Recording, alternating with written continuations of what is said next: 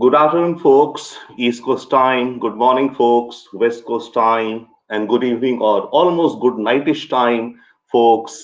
India time, who may be watching, and of course, across the world, whosoever would be joining. Thank you and welcome to the Saturday noon hour, brought to you by the US India Political Action Committee and the Imagine India Institute. My name is Rabinder Sachdev.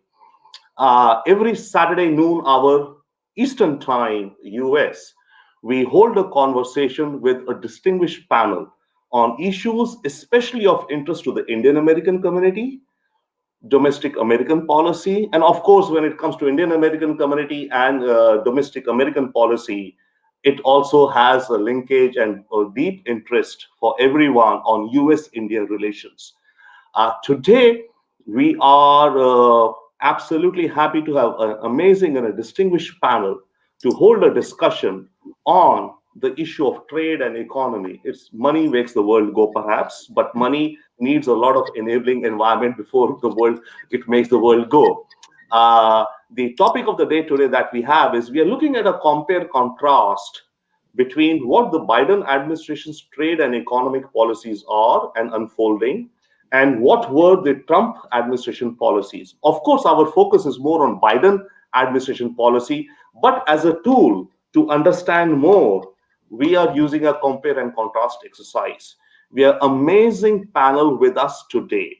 And folks, this is Facebook Live going right now on the US India Political Action Committee Facebook page, on Imagine India Facebook page. Please do pop in your questions. Any question would be welcome, and I'm sure that our distinguished panel would factor in your question and your thoughts in the replies or their views that they share with us. So remember, this is live right now, so we welcome anyone. Please come by, wave by, check by, put in a like. You cannot dislike, Zuckerberg doesn't allow, but come put your questions. Now, that said, let me introduce our distinguished panel that we have with us today. We have Dr. Surjit S. Bhalla, Executive Director for India at the International Monetary Fund, an eminent author and columnist, and an icon in his own right, an eclectic engineering, economics, the World Bank, India, government. So an amazing mind that we have. I think it's a pleasure and honor for us to have you with us, sir. Thank you for joining us, Dr. Bhalla. Thank you. We have with us also another brilliant ignited mind, Dr. Praveen Krishna, who's the Chung Ju Young Distinguished Professor of International Economics and Business at SAIS, the School of SAIS, Johns Hopkins University.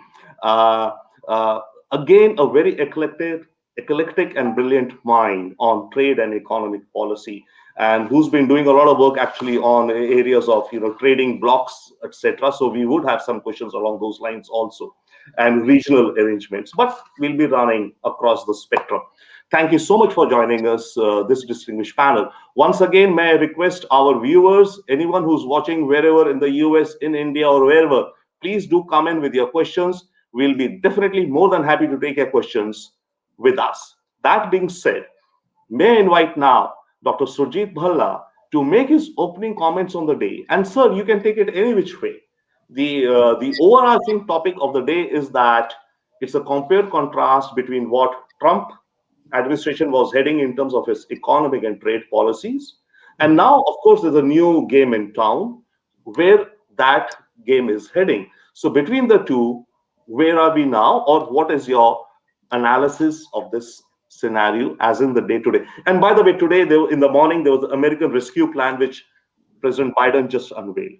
So that all being said, the floor is yours, sir. Yeah, thank you very much for inviting me to this.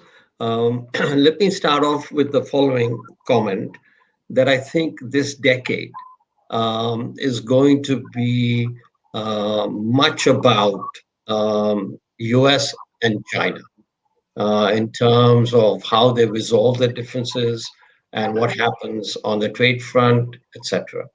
It's also going to be, I think, tangentially, though not exactly with this topic, India's decade, but maybe we can come to that later. Now, what do I see as the differences between the policies that may come about with Biden and the policies that we had before? I think one big difference we can expect is in style. And I think I am of the belief that we'll virtually have zero difference in the substance of their policies vis-a-vis trade, vis-a-vis China, and vis-a-vis economic policies domestically. So, it's more of the same. I think the big elephant in the room, there are two big elephants in the room, US and China, and how they resolve their differences is going to be something that will preoccupy us for a long, long time. But as far as the next near future is concerned, and I don't see much on the horizon that will change the policies that the US has towards China or towards trade for that matter. And there's a long history of US policies on trade. We know what they are. So, to conclude, style, there'll definitely be a difference. Substance, not much. Wonderful, sir. You've given an amazing, I think, roundup, and that's what, I think expertise and wisdom comes down to. As you said, that this decade would be US and China. And the point you're saying, the difference in style would be different, but the substance would remain the same. But also, you raised a question that, if I may take a follow-up quick question with you, and if you can give a quick, perspective on that. You also said that it will depend upon how they resolve their differences. So my question would be here, if you can quickly, kind of throw a light on this. If it were a Trump administration, how would it have resolved the differences versus right now how the Biden administration is going to resolve the differences? Because that itself sets off something like a fork in the road, or Yeah. maybe a path. Yeah, Yeah. please. So I think, look, alignments will have to change or are changing in the world. I think China has staked out from the various speeches coming out there a certain approach to world affairs.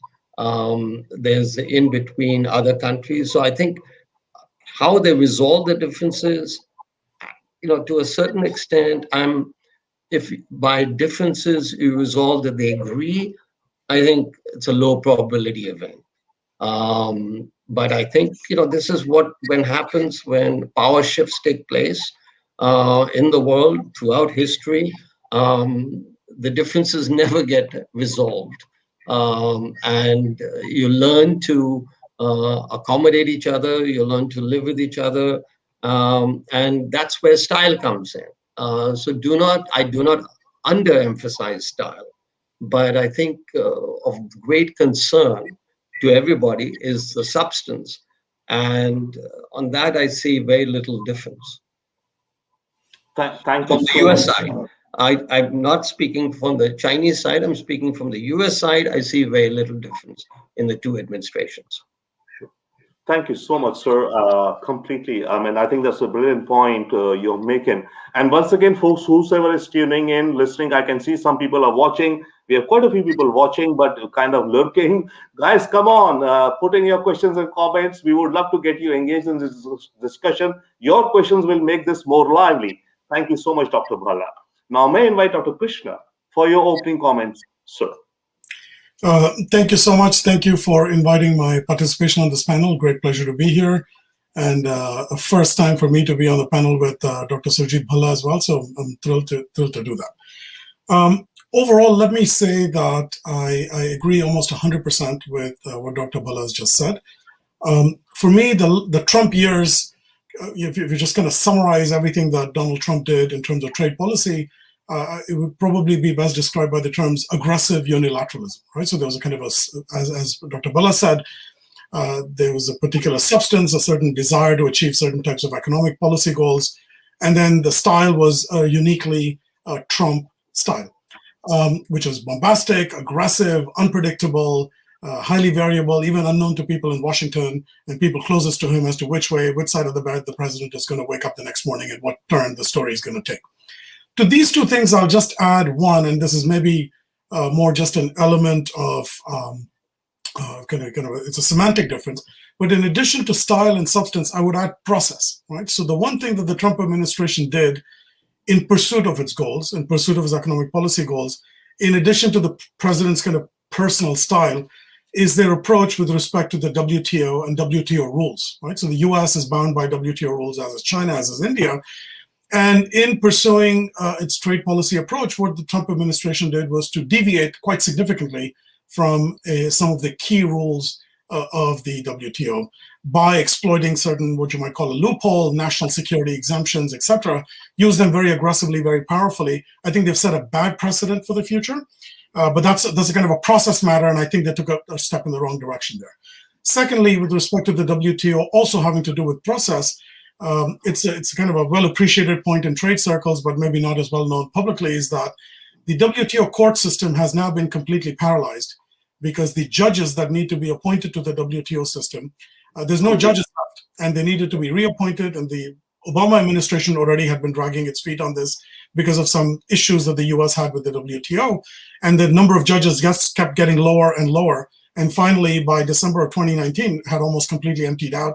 And in fact, you don't have any judges left to bench cases at the WTO. Everything is has been held up. And so that was another process-related issue with respect to the WTO. Now, as far as substance, I agree with Dr. Bhalla 100%, which is that I believe that the fundamental attitude towards both international trade as well as China remains more or less constant. There may be some variations in shade here and there in Washington. Different people may have different views, but the core stays the same. As far as style, I expect there will be a different style. Certainly, Donald Trump is a very different man from Joe Biden, so certainly we could expect stylistic differences. But also as far as process, I believe this administration, I expect this administration will be a little more cautious about deviating away from the WTO framework, maybe a little bit more keen to use multilateral architectures to kind of, bring China in, so to speak.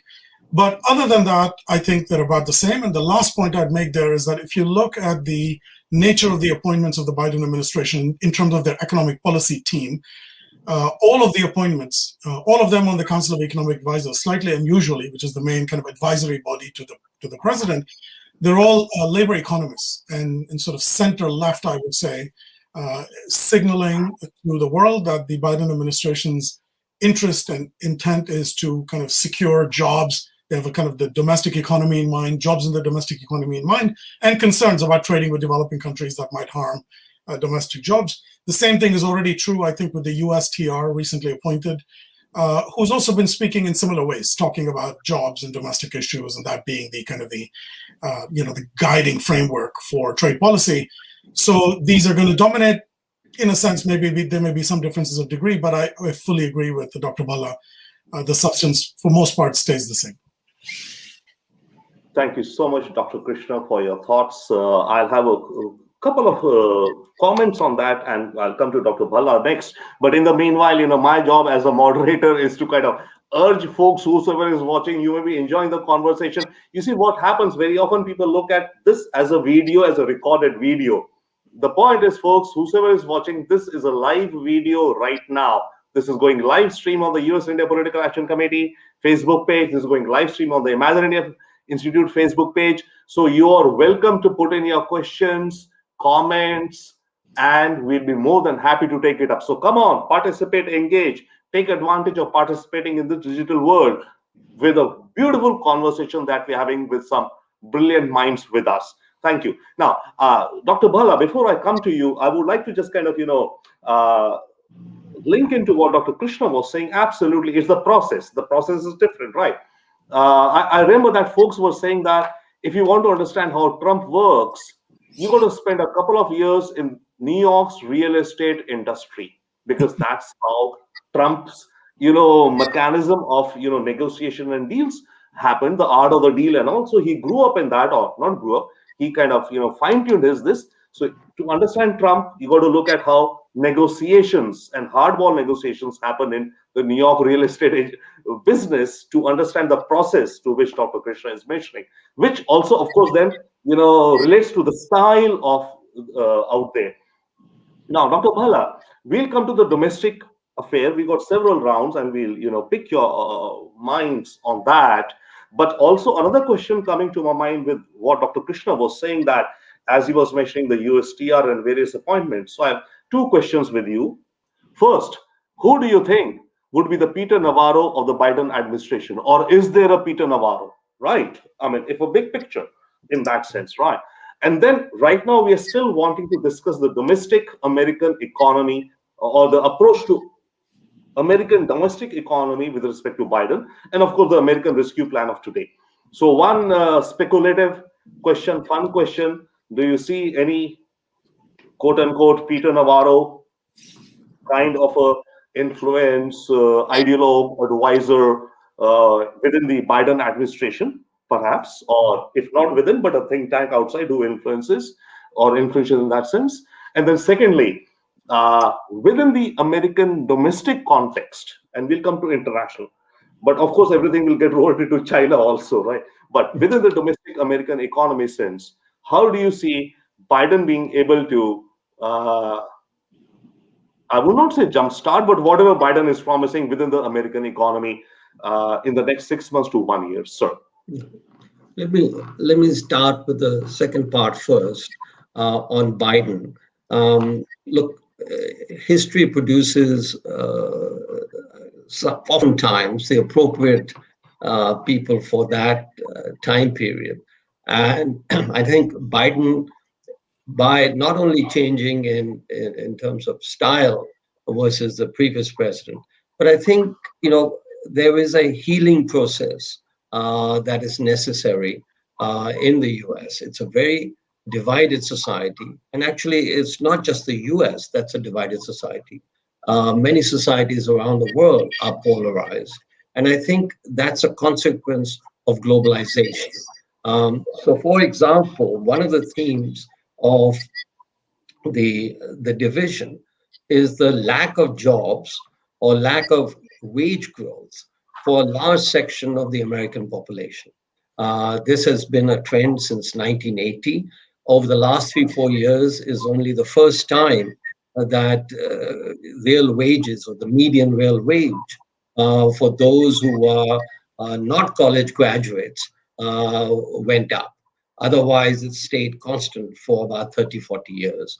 And the reason, many reasons there could be, but the dominant reason is what we call globalization. Basically, the world is one market, the world is one place, and firms can choose workers in different countries to work not only, so immigration is not that big a story anymore. It is the fact that where are the jobs going?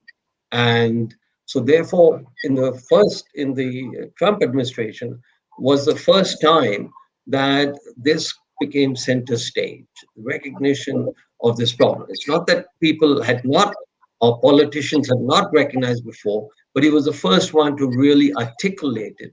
And possibly because his voting base was the people who were, for lack of a better word, in one, the ones whose wages hadn't really gone up that much. So I think that story of globalization affecting a large segment of the American population, and I think it's more globalization rather than immigration, which got a lot of attention. But I don't think that's the story, because the real wages, as I mentioned, for high school graduates has really not gone up for a long, long time. So I think Biden needs to come up with economic policies, basically enlarge on the quote unquote, the big, Lyndon Johnson's society, etc., and see how far the healing process can continue. And I think, given his experience in the Senate for a long, long time, he has built bridges across the divide with the Republicans for two generations almost. So I think he's best placed to really improve on the healing process, which will be very, very important. So I think that's the first.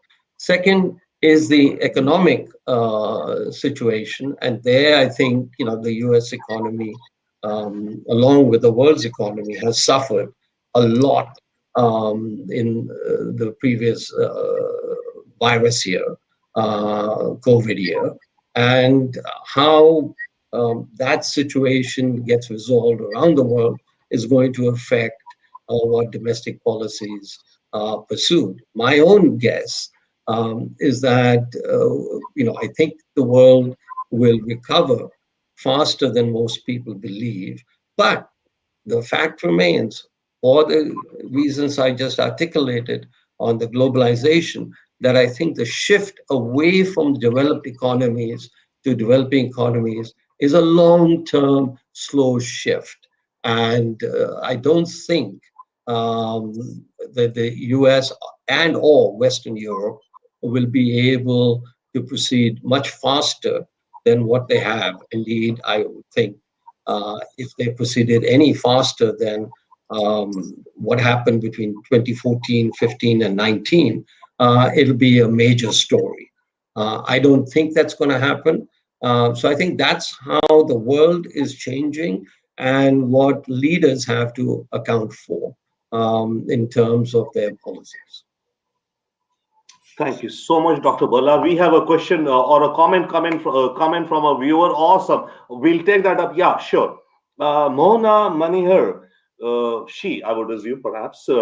Pardon me. I mean, okay. The question from the audience is that the new focus would be on making WTO alive again, as it should be for the US growth and economy and a better world economy. Thank you so much, Mona.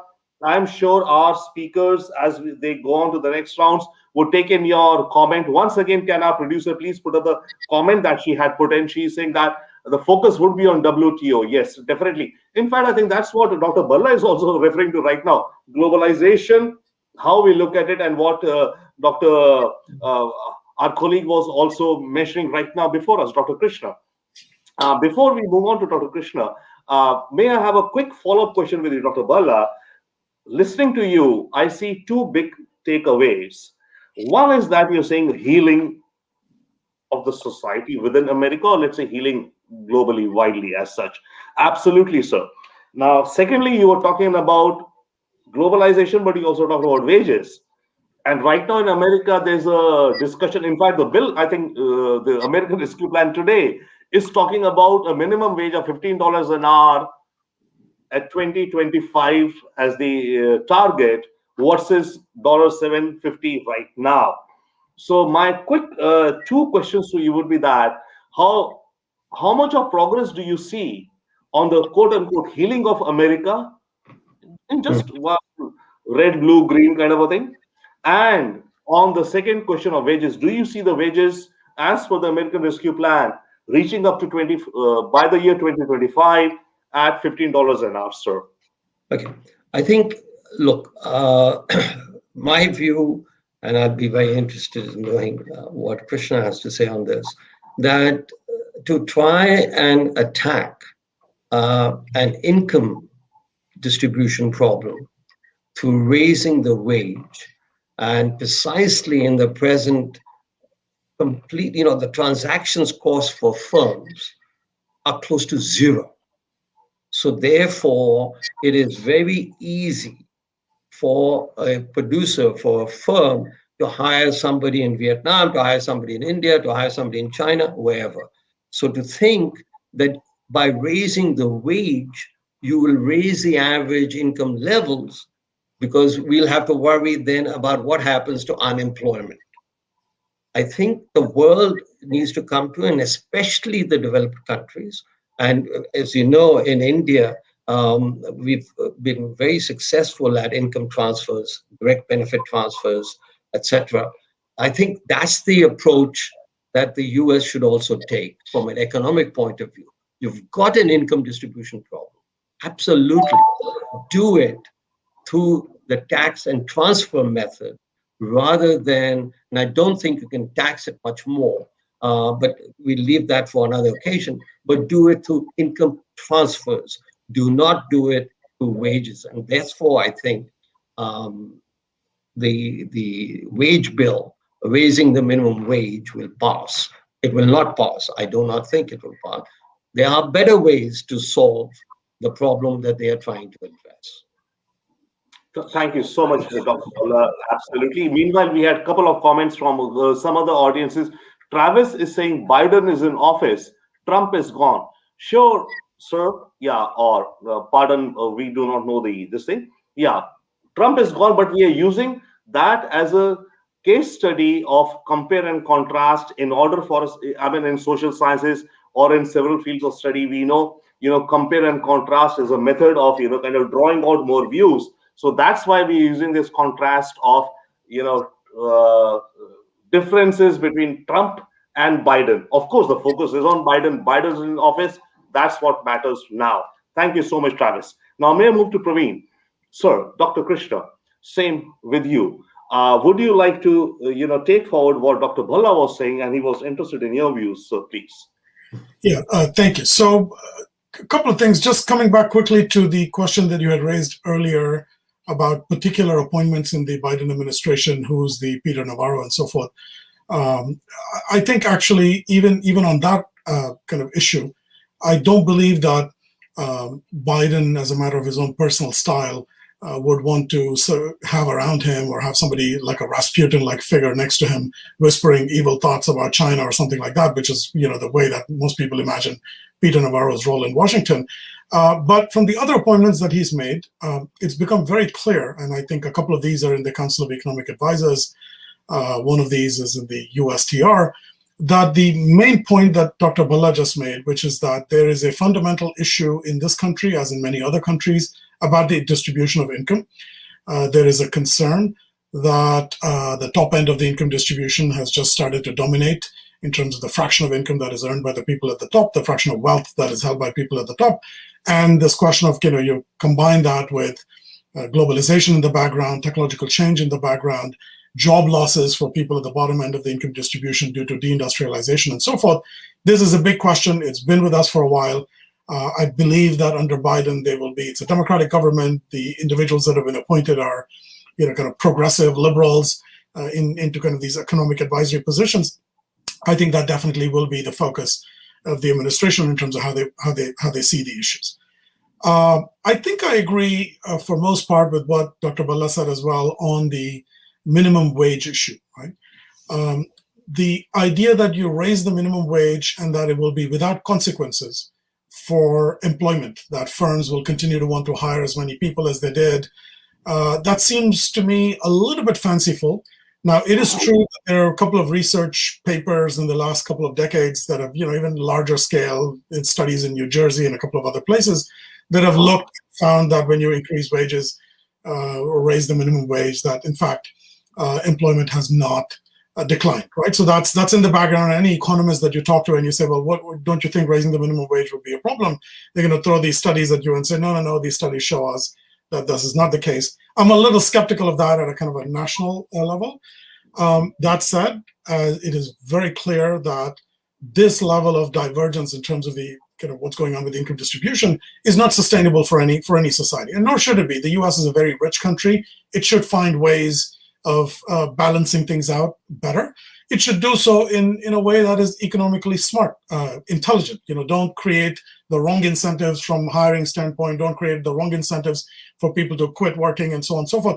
So I hope that what the administration is thinking about, and they've hired some very good people here, is of kind of intelligent, clever ways, maybe even innovative ways in which they can address this problem without dramatically altering the incentives in a negative way for anybody involved. You don't want the very wealthy people of this country saying, let's leave the United States and go park ourselves in the Bahamas or something like that, or just stop innovating or stop doing what we were doing because we're going to be taxed.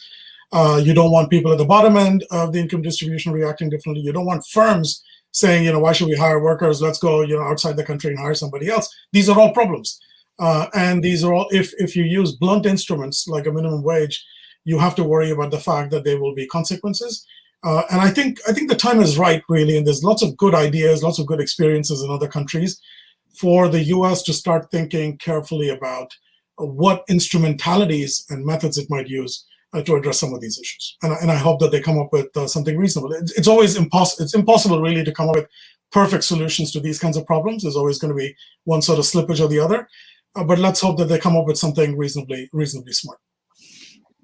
Thank you so much, Dr. Krishna. As you were talking and as Dr. Balla was talking, we had a comment coming from one of our viewers. Please, guys, keep your questions and comments coming. We had from Kanan Srinivasan. He himself is a local participant in democracy in Virginia. I remember for the treasurer of the state of Virginia. He's saying many states and localities already have higher minimum wages compared to federal minimum wage. Yeah, great point that, within the US, the federal wage versus the states, the US system is the federal system has its own take and the states have their own take. Thank you so much, Kanan, for your for your comment and thought. Absolutely welcome. Before I come to Dr. Bhalla, uh, Dr. Krishna, what you said were some very interesting things. Apart from this whole issue of labor arbitrage and all, and that's the question, sir, Dr. Bhalla, which I'll come to you, sir, if I may frame it, moving from there. You mentioned that American, and we are talking American domestic economy so far, and then next round we are going to move into international, and then of course India, US India, the impact of US economic and trade policies on India. But a quick question I'll ask, or I'll put it that way. You mentioned that American corporations not being in Caymans or any other islands and all, and American wealth being generated, or corporate wealth staying in America means paying taxes in America, basically, right? Versus that. But that also brings, so that's one question there. Now, this is for Dr. Balla, sir. One, right? So, how do you see that American corporations, for their own tax purposes and for their own the firm objectives moving with respect to that, but also it brings, just like in the previous round, you mentioned also about healing of America. You see, we are talking quantitative and qualitative, right? In the previous your comments, you mentioned qualitative healing of America, and you mentioned wages, right? Similarly, in this round, I would ask you a question on the quantitative side that firms moving out of America, how much of impact all this arbitrage would it have on American domestic economy? But on the qualitative side, I would also ask you the big picture question, which is riling a lot of us right now, that which also Dr. Krishna mentioned, that wealth is getting concentrated, inequities are growing, large corporations are getting larger and larger and larger, and therefore that also has an impact not only in America, globally. We're seeing it right now, especially like, let's say, the tech players or whichever for the time being. So what are your thoughts on that, sir? Okay. Let me first address the issue of income inequality, which Dr. Krishna also joined in on, and on transfers. It turns out that once you take into account the pre-tax and transfer distribution of income in the US is very unequal and has become more unequal over the last 10, 20, 30 years. But the post-tax and transfer distribution is really hasn't changed that much. The share of the top 1% has gone up by 3 percentage points rather than 13 percentage points, which has been alluded to by studies. So it's a tricky business as to how do you measure transfers from the data. It's not tricky in terms of conceptually, but how do you glean it from the macro data that you have as to who gets what transfers. So that's the first point. Second, on terms of firms and taxation, this is really an ongoing process. I don't know when it really started, but I think over the last 10 years, that governments around the world are getting together in terms of bringing about policies that will prevent the kind of tax haven advantages firms across the world have used. So I think tax havens 10 years from now will be not extinct. These things never go extinct. You can have bitcoins or whatever, I don't know. The financial world is complicated enough. But I do think that the governments are really coordinating in terms of putting some restrictions or some hurdles on the way of escaping taxes by firms. So I'm quite optimistic on that. That is not to do with so much Biden versus Trump, but I think internationally, with Europeans, Americans, Indians, I think they are getting together to solve that issue. So I don't think this tax haven issue will be as dominant over the next 5 to 10 years. Thank you so much. I'll have a follow-up question this. And the next round for Pratap will be getting into US, India, or the impact on India, because that's a lot of concern for a lot of folks of Indian origin, Indian American community within the US and in India. And folks, meanwhile, please keep your questions coming. As you know, our guests are referring and contextualizing your questions. But before I move to Dr. Krishna, Dr. Bala, I have a follow-up question with you on that, please. And Dr. Krishna, that would also be a question for you, please. I mean, just for a minute. Dr. Bala, my question then is, looking at, let's say, okay, fine, maybe you're looking at, I mean, theoretical context and all, but let's say supply chains in China, let's come down to that, right? US economy, or be it Trump or Biden, if style different, but maybe the objective the same, or maybe some different things. Uh, there has been a lot of talk about supply chains from China, or the US companies moving their supply chains out of China. Now, in a very simplistic sense, can you share with our viewers, can you share with us all, how far do you think some changes have happened? How many such supply chains have shifted? And you take a long view, you're an economist, sir. You take a contextual view of quantitative, qualitative, etc. What do you see happening in the next 5 years? 10 is long, but let's say in the next 5 years, how much of supply chain uh, from American corporations, for a variety of reasons, tax incentives also, by the way, America's wanting to bring them back into America, right? Rather than going to Vietnam or Indonesia or India or Brazil. How much of do you see happening? Because that, in our subsequent round, would relate to the impact of American policies on India. Sir. Now, the supply chain issue is a function of two important factors. First, in terms of the political geopolitics vis-a-vis US and China, but more importantly, it is that China is now quite a mature economy, and there is the middle income trap that is often talked about, but really there is no trap.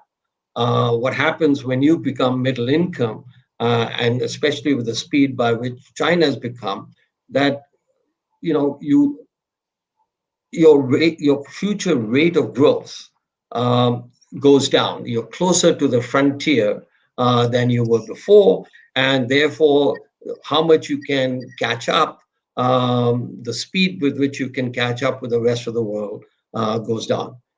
Translated, your rate of growth, your trend rate of growth will go down.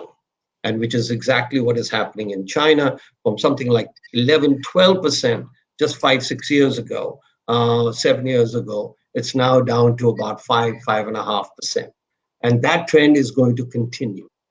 There's the demographics and aging and labor supply problem in addition vis-a-vis China. So I think it's a natural consequence of what is happening, independent of the politics, that supply chains will have to shift outside of China. That is and other countries who have benefited from the supply chains, they then move up. So it's a trickle down, if you will, policy trickle down effects taking place on a global scale rather than taking place on individual. So a host of factors are converging for the supply chains to shift. Now, I think the greatest shift will be outside of China, but then Vietnam is there. They will, some of it will shift. India has really opened up over the last couple of years, and especially the last year, in terms of its policies, such that making it much more attractive for foreign investment to come to India And that's part so that the supply chain will now include India, whereas previously it didn't. So I think that's and India, of course, as the largest um, beneficiary in terms of the population and the labor and the educated labor. Another factor that has happened in India over the last 10 to 15 years, which hasn't got the attention that it deserves, is the fact that today female education attainment is higher or close to exactly the same as male education attainment. And over the next few years, will get to be higher. So the quality of labor in India has really improved, especially on the female side.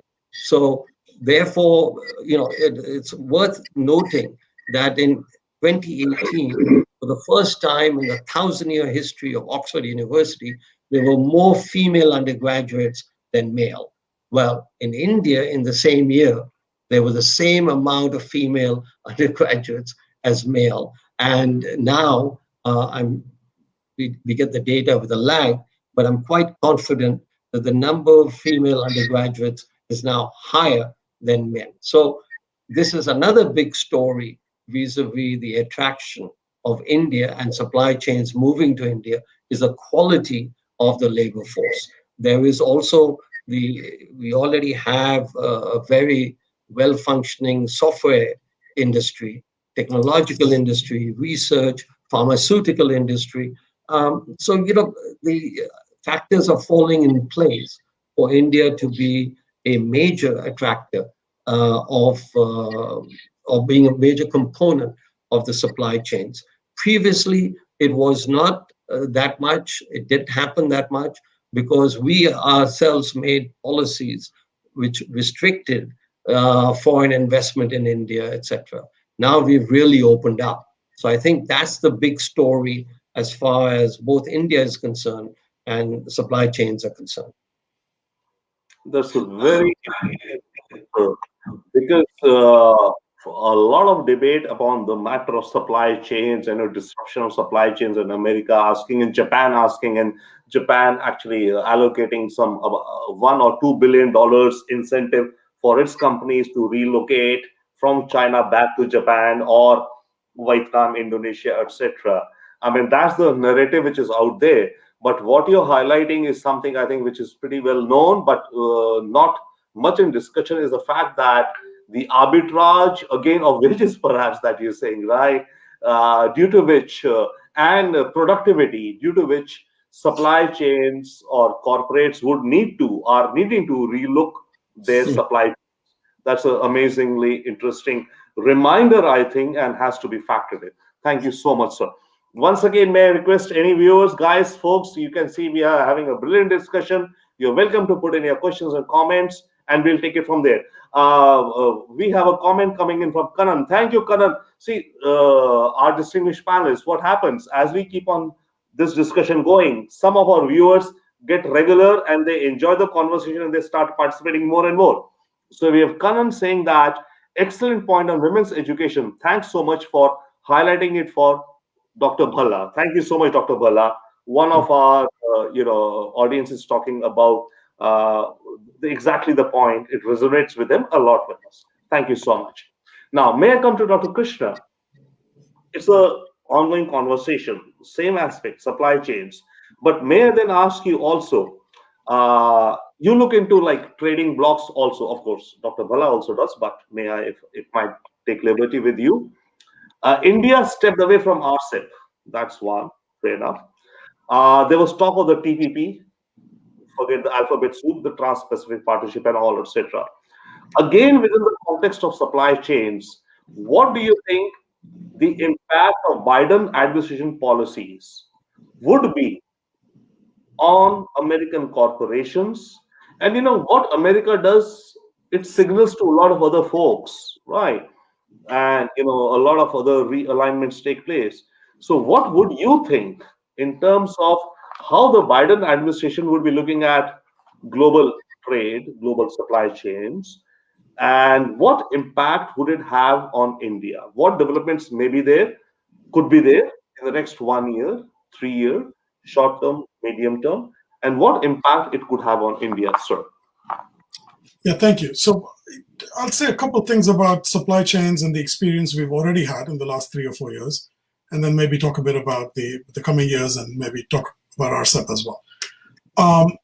So the first thing is that it seems that for supply chains, trade policy actually matters, and meaning supply chains are responding relatively quickly, right? So it's not something you automatically would have said that, when the US changed its trade policy on China, that there would be as big a movement away from China into Vietnam. That was interesting. Maybe you would have predicted some of it, but it was actually quite impressive to see how quickly you had that movement away from China into Vietnam, hundreds of factories relocating, goods coming in. They're primarily Chinese goods, perhaps rebranded a bit in Vietnam, and then sent over with a made in Vietnam stamp to the US to escape the 25% taxes or so that were being put. So that's the first point I'd make, which is that there is significant, as economists would call it, elasticity there. Firms are willing to move. If the tax regime changes, they will move, right? So with that, then the question is, to one of the things you asked earlier, is it the case that tough US policy, trade policy will bring the supply chains back to the US? I don't think so, because I think the differences in terms of wages and competitiveness and the ability of China and Vietnam and others to produce these goods more competitively than the US still remains. And a 10 or 25% tax on China or anybody else is not going to change that picture too much. Maybe particular industries may be incentivized a little better than others to return to the US. But I mostly see if there's a prolongation and extension of this trade war with China, and because of the underlying demographic factors and the wage factors and the kind of evolution of the domestic economy in China, I do agree that there's going to be some opportunities for other countries in Asia to kind of get into those parts of the supply chain that China currently occupies. Now, is it going to be India? Is it going to be Vietnam? What fraction of this is India going to be able to get in competition with other Asian countries? I think the point that was made, which I agree with 100%, is that 10, 15 years ago, we were in no position at all, perhaps, to aggressively participate in or get a foothold in this space. But now, with reforms that have taken place, with the rationalization of our international tax structure, which has also been quite impressive over the years, with various regulatory changes in terms of the labor markets, in terms of foreign direct investment, some good things have happened, right? So we can have a debate about how much more the government needs to do, or should it have done it sooner, and so forth. But if you leave that aside, India is certainly a better place today than it was a few years ago, certainly many years ago. And so India has that opportunity. I don't necessarily think that we've made it quite as easy as, say, a Vietnam has for an exiting Chinese firm to want to come and base itself in India. I don't think we're quite there. We have some room to kind of go and some gap to bridge there. But if we do it, I think this is a fantastic opportunity for us for all of the reasons. Chinese population is declining, Chinese wages are rising, U.S. suppliers, U.S. corporates might want to diversify risks and kind of move away from China a little bit. All of these reasons give us ample opportunity and space, and it's going to be, to some extent, we'll see how this works out. I think India's like I said, in a better position than it was, and so there is that. Now, on the Rcep agreement, which India kind of politely declined to join relatively recently. Incidentally, it still has the option of doing so. I think it has another maybe 18 months or something like that. I've lost track of the actual calendar on this. But India, having negotiated with the remaining partners for almost about 10 years now, and apparently come somewhat close in the negotiations. We don't know the details. I don't know the details. There's some small possibility that they may go back to Rcep. I think this is unlikely.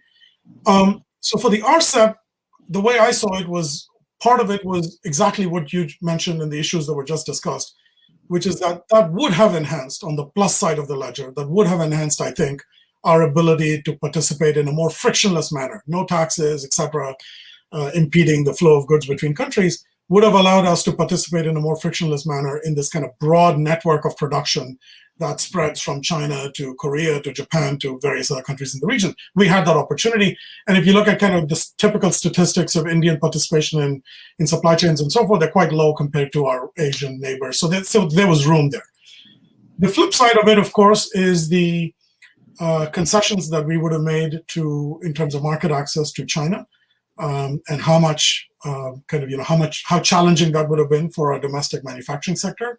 China is, of course, a very, very competitive player, and that would have created a whole set of challenges. Some of it, I think, could have been managed, and I think there was a framework within Rcep that allowed for very slow liberalization. I think the liberalization within Rcep was only expected to be done over maybe a 20-year period, so India would have had plenty of time to fully liberalize, and the various other provisions that would have cushioned the blow a little bit within Rcep in terms of, you can reverse some of the liberalization if it turned out to be very damaging for you. There's various other countermeasures against kind of sudden trade inflows and so forth.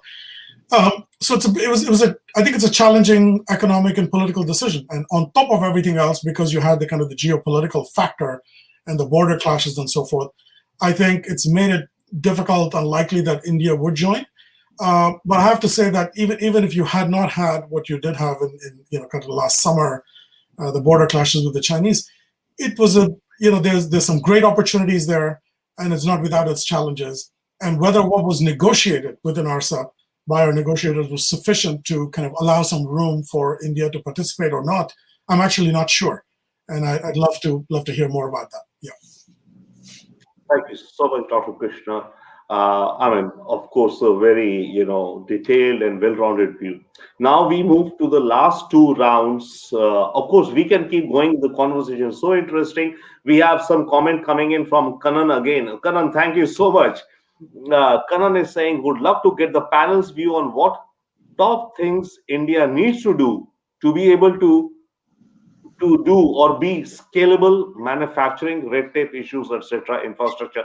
Thank you, Karan. I think, that's the context. We'll come to that. And, what are the things that India needs to kind of maybe do to engage more or leverage or synergize more with the US and global economic system for a better economic growth, let's say. Karan, definitely, sir. We'll get back. And folks, please keep on keeping your questions coming. This is Facebook Live right now. This is a recorded video.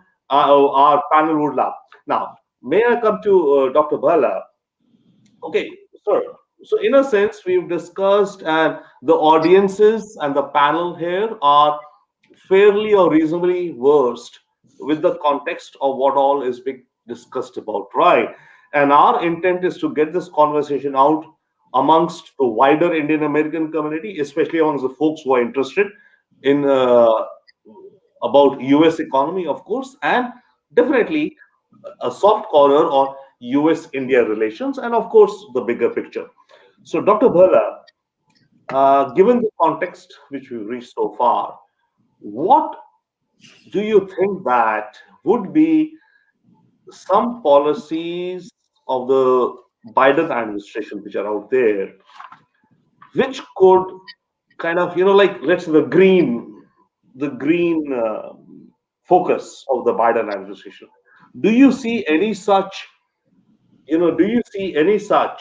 Because end of the day, every country works for its own bottom line, right? So whatever the US Biden administration is doing is for its own economic growth and, of course, engaging with international partners. So what are some green shoots that you see in the policies of the Biden administration that would, apart from having whatever the intended effect within America, have a spillover effect globally, and within that global effect, as a natural with India, sir? And of course, what India needs to do is a separate part, but there could be some things which America wants to do for its own domestic, which it has to do, and therefore there will be a spillover, and okay. Let me see if I understand the question, but I want to respond to what Krishna just said on RCEP, that it's in equal parts. This is not a normal. Most trade agreements have a large content of economics and some content of politics. No trade agreement is devoid of either. But RCEP in particular has a large component of international and Chinese politics. So I think we can't really assess it in the traditional economist terms. And that is how that trade agreement needs to be looked at. And independent of the border clashes that happened last year, I was heading a committee on trade, and at the time that the RCEP came up, and it wasn't a done deal. It happened while our report came out. We broadly supported the expert group supported trade agreements, but I think we everybody recognized that this was large parts political, and I think our assessment has turned out to be right. Now we come to on US and India, and if it was on the green economy, I think what also has not been emphasized enough, that I think India has a surprisingly, uh, for many, great record on green policies. That the German Watch, which is an NGO which looks at the green policies of various countries, ranked India in the top 10. And actually, it's the top six because the positions 1 to 3 are not taken up by any country because no country has been that good. But anyway, in terms of our climate change policies, and climate mitigation policies, India is there at the front.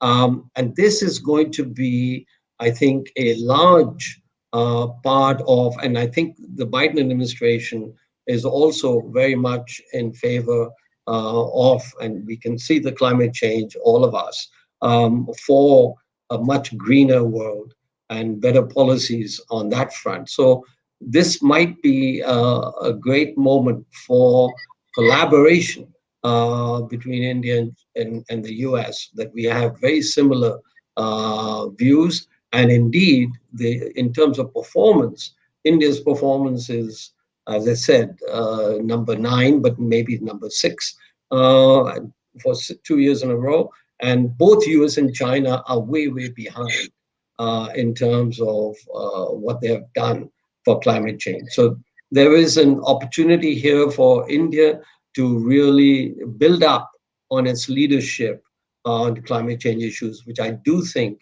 are going to dominate outside of US China. The other big issue that's going to dominate world politics, world economics, and world discussion is policies towards climate change. Thank you so much. Uh, I would quick question with you, and before moving on to Dr. Krishna, you are an advisor or have been our Mhm. advisor to governments, decision makers, and all, etc. Okay, before this, the last round, next round would be the last round about the Indian American community as to how or what the Indian American community can somehow, engage or if not do more or learn more about US India trade and economy and, play some role or participate or gain from it. So the last round would be about the Indian American community. Before coming to that, uh, Dr. Bala, what would be your one or two big picture ideas about how US and India economic and trade relations can, of course, grow incrementally, but some like green shoots, as you mentioned, of course, the green economy and focus on that. But would you have some thoughts, some radical thoughts? May I invite radical thoughts, sir? We are in the business of, promoting ideas. So, if not radical, the word radical may sound radical, but what we mean is brainstorming. Because you see, what we discuss here is a public debate, a discussion. We are in the business of ideas, and of course, linking those ideas to people, and the more people get interested in those, the more the karma moves. So would you have some any 2 3 pet ideas of yours? And Dr. Krishna, I'll come to you with that question also. So just FYI, prep up. So would you have some perspectives, because that's what shapes the future, sir. No, look, we've just gone through the COVID year, Thank you. and um, there is an old saying amongst economists and amongst policymakers, never waste a crisis. Now, it turns out that in terms of economic reform policies, not the business cycle policies of fiscal deficits and monetary policies, etc., which the entire world joined in on last year, but on structural change policies, it turns out that any ranking of, and I've done some research on that, that India is by far exceeded any other country in terms of structural change policies. There was, there's Brazil in that list, there's Indonesia in that list, there's Greece in that list. But what India has been able to do over the last year is really bring about long-standing, long-needed structural change. That is, so from India's side, I think the government has done practically, there's one area remains, which is the form of direct taxation, which the finance minister started in 2019 by the reduction in corporate taxes. But outside of that, outside the direct taxes realm, we know that indirect taxes are being reformed, and now labor laws, farm laws, bankruptcy laws, GST. So the amount of structural change that has happened in India over the last 3-4 years is really phenomenal, and more than all the economic reforms put together in India previously. So this is a cusp. This is a turning point, and has ramifications for not only the US policies towards India, but the development of India. So I think we are in for, India is in for really exciting times over the next few years. And there's, clearly, and I think Dr. Krishna referred to it in terms of international taxation, retrospective taxation. We have, it's not as if all our problems are solved. We have those problems to solve. And I'm hopeful that they will be solved over the next few years, such that, basically, India is a place, we have a large population, and, we also want to, we have reached the aspiration stage. Most of the population is now lower middle class to middle class. Aspirations are high. And I think the government is very, very conducive, or the policies are very conducive towards uplifting. So I think investment in India is going to be very, very rewarding. That's what I said in the beginning. This is India's decade. I will warn that I said so in 2001, I said so in 2011. It didn't quite turn out India's decade. I wasn't that far off. I was definitely off.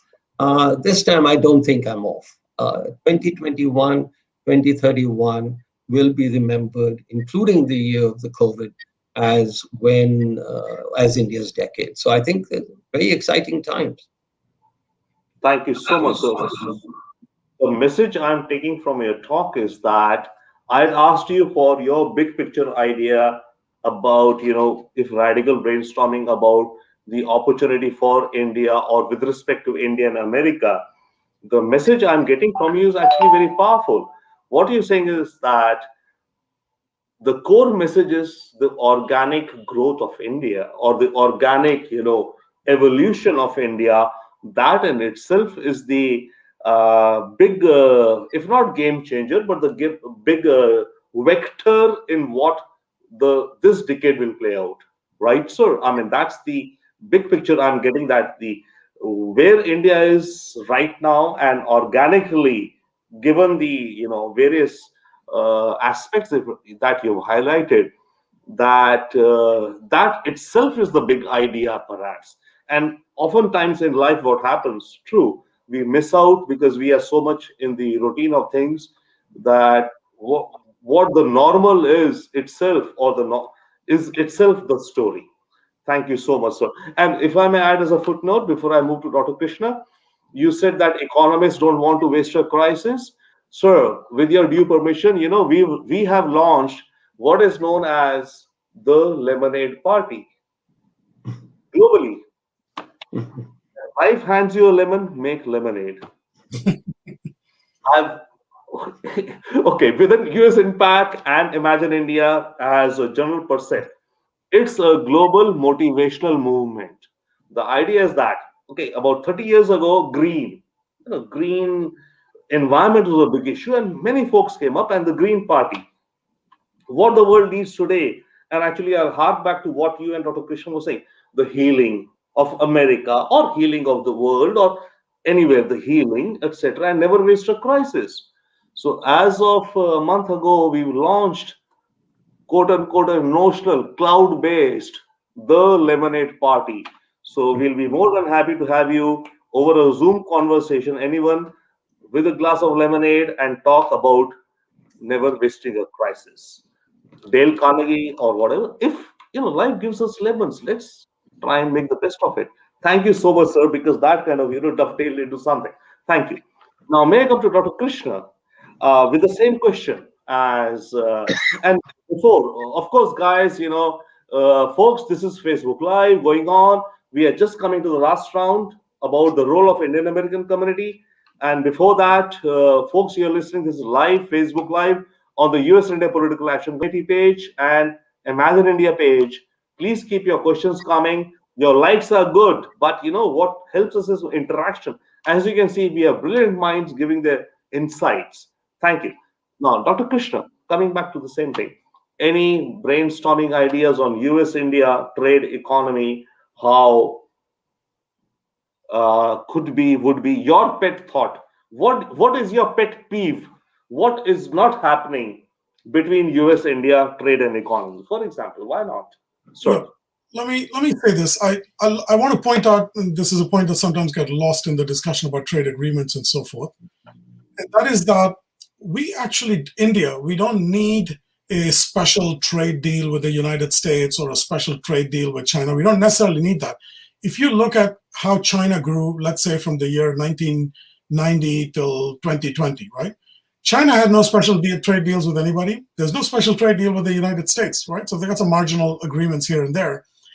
But the point that I'd like to make now, and maybe this sounds odd coming from an international trade economist, but our focus should be, and has been rightly, should be more substantially on our own competitiveness, on our own productivity, on our own ability to do things better within the country, right? So after that, if you got a trade deal that lowered the tariff in the U.S. by another 5%, or you got some better access, by all means, let's pursue these, kind of market access improvements, and let's go with that. But the primary challenge remains the Indian domestic situation in terms of competitiveness, productivity. Now, on that, I agree again, and I find myself in 100% agreement with Dr. Bala throughout the session, I think. But I agree that a lot has actually been done in the last 5 or 6 years. There's been a gradual path starting in the 1990s. Many important things were done, but a number of dramatic things, which I did not think I would see be taken up by the government, have in fact been taken up by the government. The GST reform, the labor market reforms, varieties of things.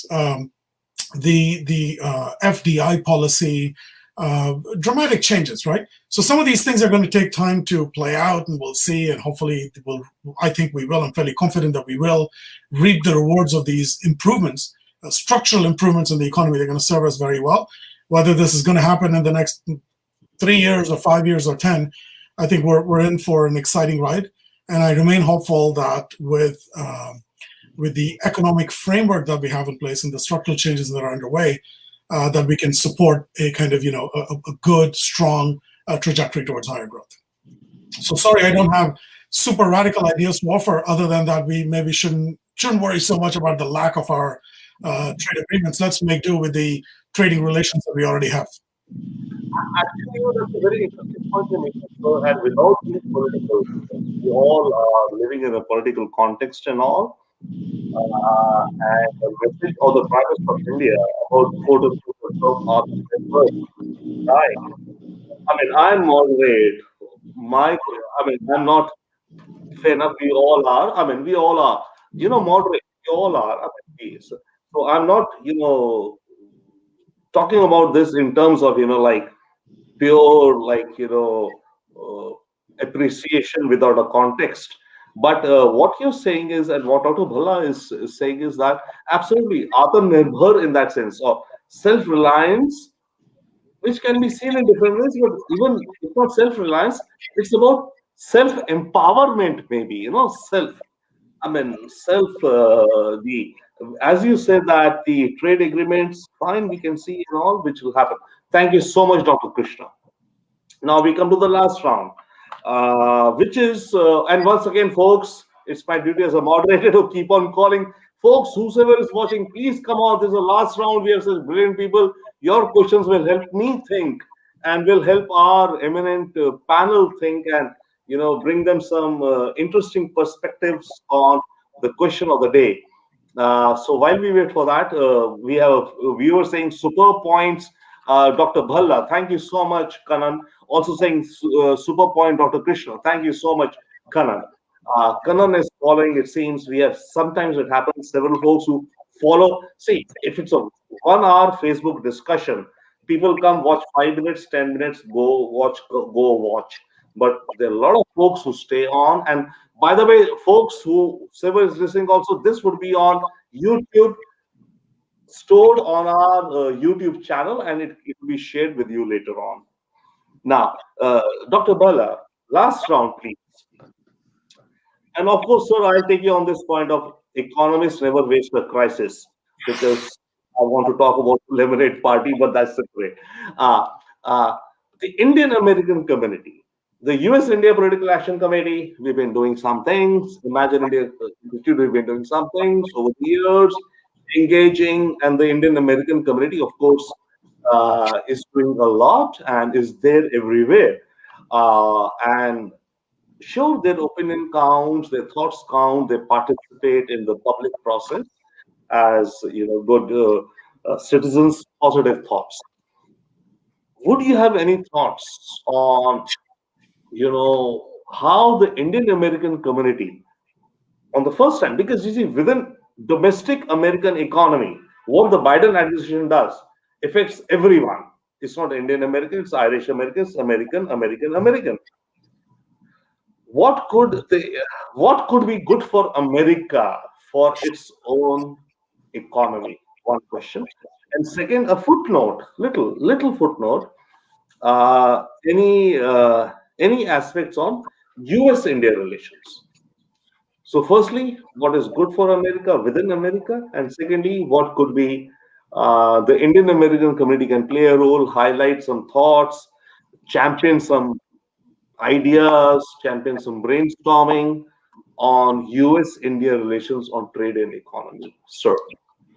Well, um, look, the Indian community in the US is has become relatively large in terms of its impact. They are in various influential positions, and we both India and the US share the great bond that comes out from democracy, from being open. So there is a natural and the language. Let us not underestimate the impact that language has. The Indians that come over here have speak as good English as the natives, and that forms and the values. I think they're very similar. I first came to the U.S. A long time ago, and what I noticed then was that we are similar in more ways than one can document. And I think that's part of the great uh, bond that Indian and Americans have, and so it's a very natural for Indians to be and take part.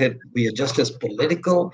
That's another big factor. Indians are born politicians or take an interest in politics. Same thing in the U.S. Um, the language is there, democracy is there. So, and a belief now in India, starting in 1990, and then accelerating over the last 5, 7 years of belief in markets. Um, so, we're similar people. The only difference is that we might be more argumentative than the Americans, but not much more argumentative.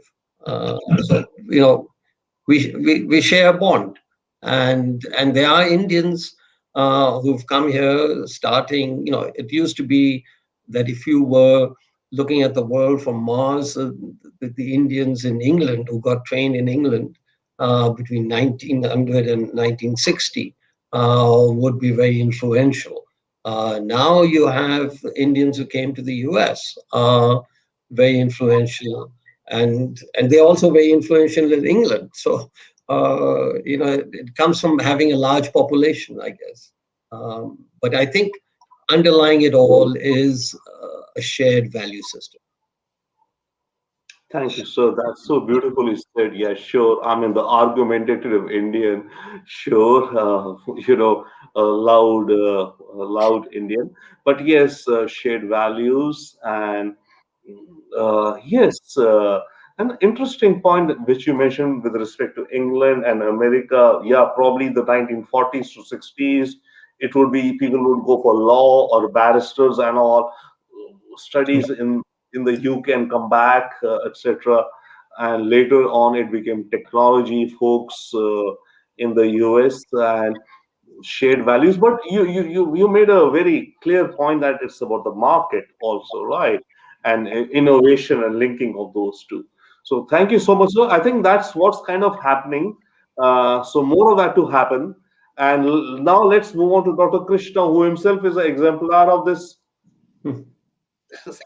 One such, who would be, could be. So, Dr. Krishna, what would you think that uh, between the US and India, the Indian American community is doing, could be doing, may not be doing, but what are your thoughts on that? Once again, blue sky thinking, sir. No, you look, the Indian American community has done fabulously well.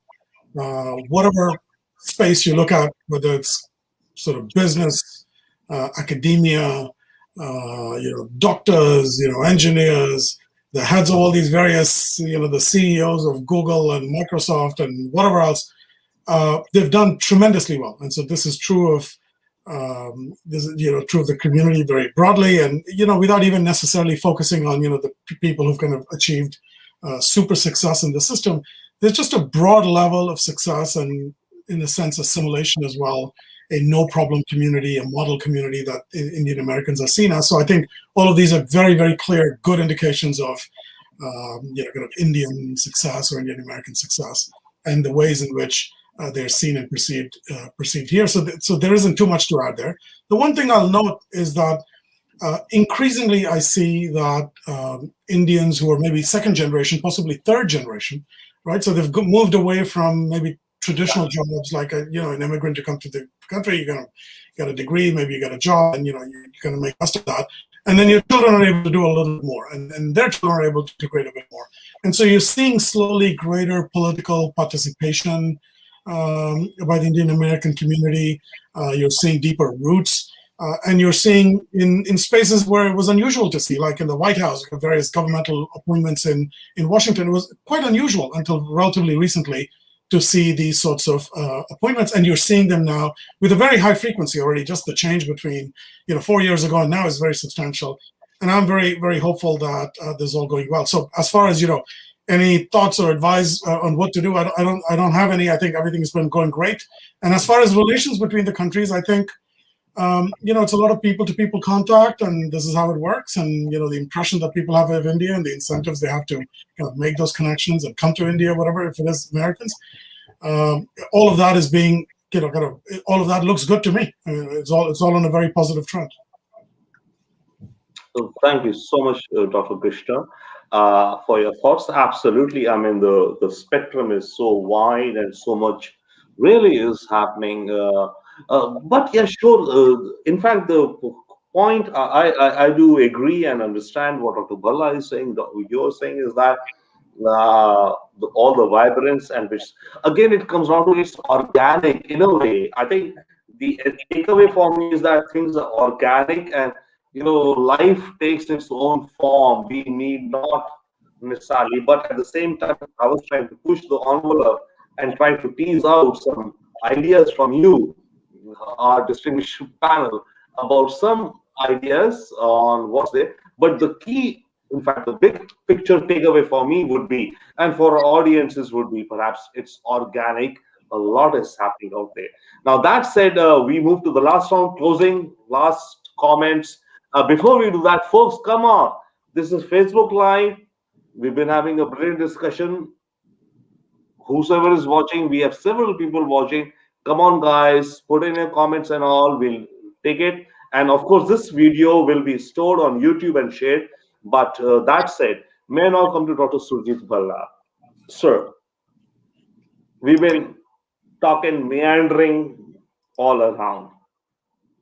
In your wisdom, the topic of the day was Trump versus Biden trade policies. Let's keep that aside.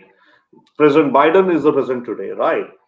In the next 4 years, I don't know the number of US India trade right now, bilateral, some number,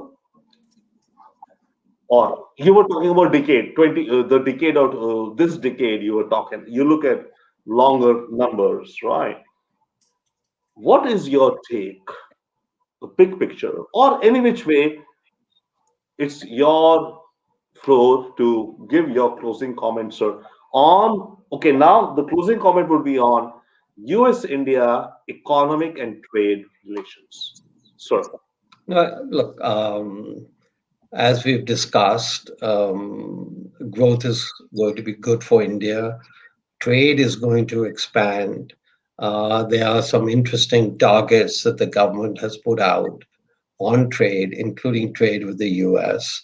So it's a what we need if we are discussing trade. What we need to understand and appreciate is that in the last decade, world trade did not grow. Maybe grew by a couple of percentage points over from 2011 when it peaked to now. So I think this is part of the spreading out process of globalization, of domestic production for domestic consumption being greater. The world price level hasn't moved. So there are lots of fundamental changes happening in the world for all countries, and they'll continue. Because of the reforms that India has had, we will stand to do better than most, if not all, countries. And US India trade, business, etc., can only increase in importance. And I expect it will because of the geopolitical and other considerations we've talked about. Sure, sir. May I, if not put you on a spot, I cannot ever, but if I may dare to or ask you, let's say the bottom line is the quality of life, right? Before I come to Dr. Krishna. So let's say the per capita GDP of India today, I don't know what the number is, or we know, or what do you anticipate? Keep aside America, whatever. What do you anticipate the per capita GDP in per capita in India in the year 25 or 30? You can take any call. You're welcome, sir.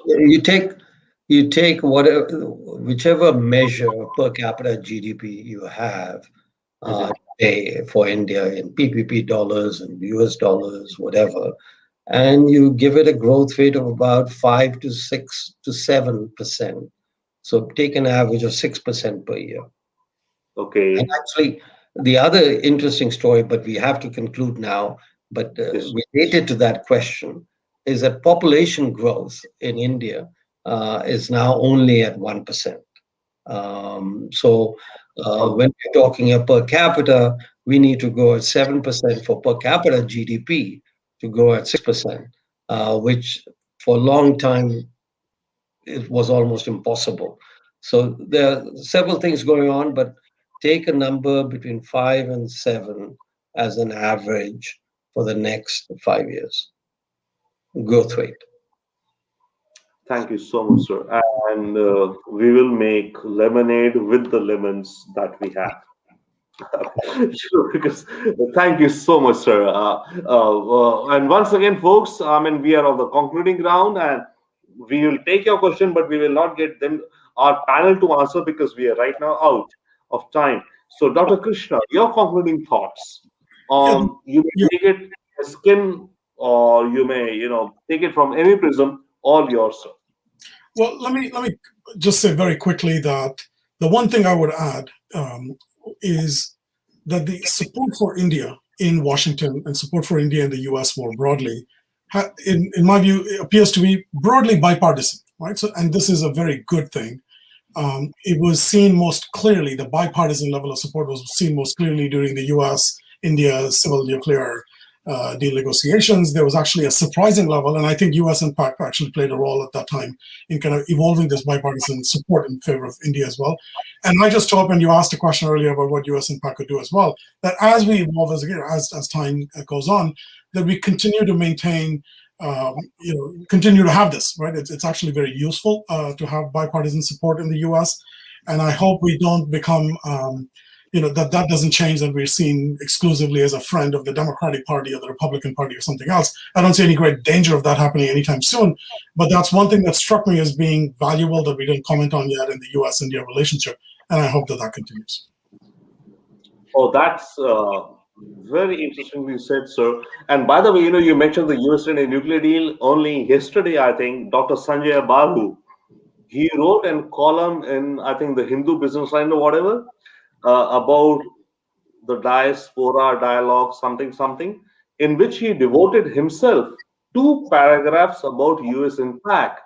So yesterday morning, I read that and I was so surprised.